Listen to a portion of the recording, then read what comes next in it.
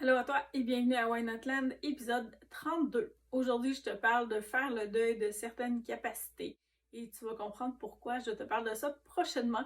C'est le cas de ma clientèle. J'ai beaucoup de clients 50 ans et plus à la retraite dont l'état physique et l'état de santé changent. Et c'est le cas aussi chez les plus jeunes qui se blessent, qui ont des conditions X. La COVID longue, des dépressions, burn-out, etc. Qu'est-ce qu'on fait dans ce temps-là? Si on veut maintenir nos capacités physiques, mais que nos possibilités sont en train de changer, ça arrive fréquemment, puis les gens viennent des fois me voir me dire là, je peux plus faire telle affaire. Je jouais au badminton ou au tennis, et là, mes genoux flanchent, ça fonctionne plus, j'ai mal partout, j'ai mal au coude, mal aux épaules, mal au cou. Alors qu'avant, je pouvais jouer plusieurs fois semaine sans aucun problème. Alors, à ce moment-là, ce que je conseille aux gens dans un premier temps, c'est est-ce que tu peux réduire la fréquence à laquelle tu fais ces activités-là? Si tu en faisais peut-être trop, ou peut-être qu'à l'époque, quand tu as commencé, tu étais plus jeune, tu avais des meilleures capacités, ça convenait bien, mais que maintenant, tu te rends compte que ton 5 fois semaine ou 3 fois semaine, c'est trop pour toi. Est-ce que tu peux garder une dose de fun en pratiquant ton sport 1 ou 2 fois par semaine?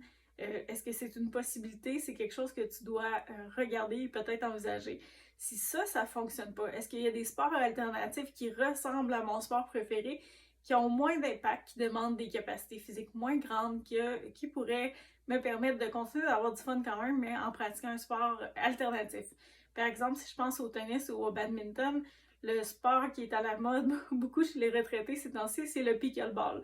Et le pickleball, les terrains sont plus petits, ça demande moins de cardio, ça demande moins de capacité de ce côté-là. La balle est moins lourde, les raquettes sont moins lourdes, donc c'est une belle façon de continuer de pratiquer un sport de raquette avec une intensité peut-être plus adaptée à nos capacités si nos capacités ont changé. Donc ça peut être une option. Les autres options, c'est de regarder quelle autre activité je pourrais faire si je peux pas diminuer la fréquence, si je peux pas trouver de sport alternatif. Par exemple, si je faisais un sport de plus haute intensité comme le volleyball, au volleyball de plage, puis on se garoche à terre, on se garoche dans le sable, puis là, physiquement, ça fonctionne plus, c'est des choses qui arrivent, c'est un sport qui est quand même dur sur le corps. Ben là, qu'est-ce que je peux faire comme choix? Est-ce que je peux jouer dans une piscine? Est-ce que je peux jouer autrement, avec moins d'impact, sans me garrocher à terre? Donc, c'est peut-être un sport qui est plus difficile à adapter.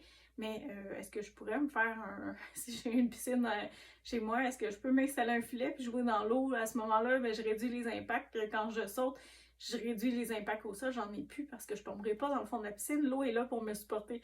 Donc, est-ce qu'il y a moyen de m'organiser si moi j'ai pas cette piscine-là et ces capacités-là, de louer un espace pour le faire ou d'aller chez un ami qui a une piscine puis de dire on s'organise une gang, on fait ça. Donc, il y a plein de possibilités. Souvent, c'est qu'on est borné ou on est en tête que bon, mais là, je peux plus jouer au volleyball, je peux plus faire telle affaire, je peux plus jouer au tennis, je peux plus faire cette activité-là.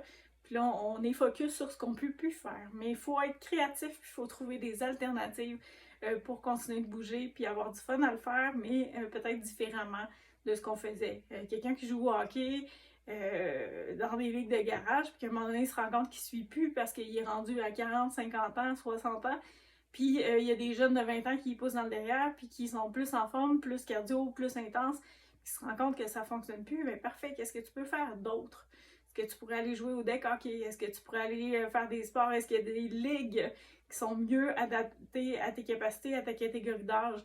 Donc oui, c'est un deuil à faire de dire je ne jouerai plus avec les jeunes, mais est-ce que je peux trouver des moyens pour garder mon sport dans ma vie en le faisant autrement? Donc souvent il y a des catégories débutants même, on peut peut-être rétrograder d'une certaine façon pour aller dans des cours pour débutants. Par exemple, si je pratique le jog et je prends de l'âge et je trouve que c'est de plus en plus dur, mais je peux peut-être aller dans des cours de jog débutants qui vont convenir mieux à mes capacités.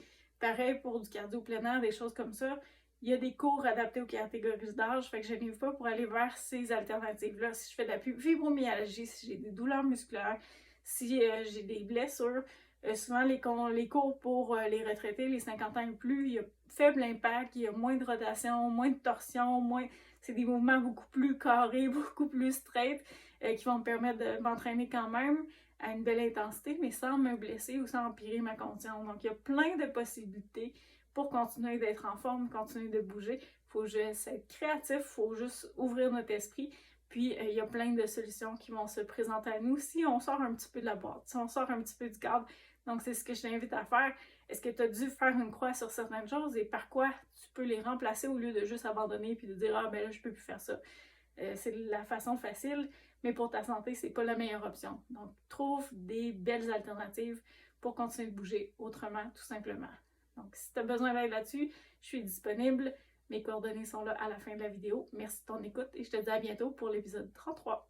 Pour consulter les épisodes précédents, tu peux joindre la communauté Facebook. Bienvenue à Why Not Land, le groupe privé. Les épisodes sont aussi disponibles sur la chaîne YouTube Why Not dans la playlist Bienvenue à Why Not Land. Si tu as des questions, n'hésite pas, je suis là pour ça.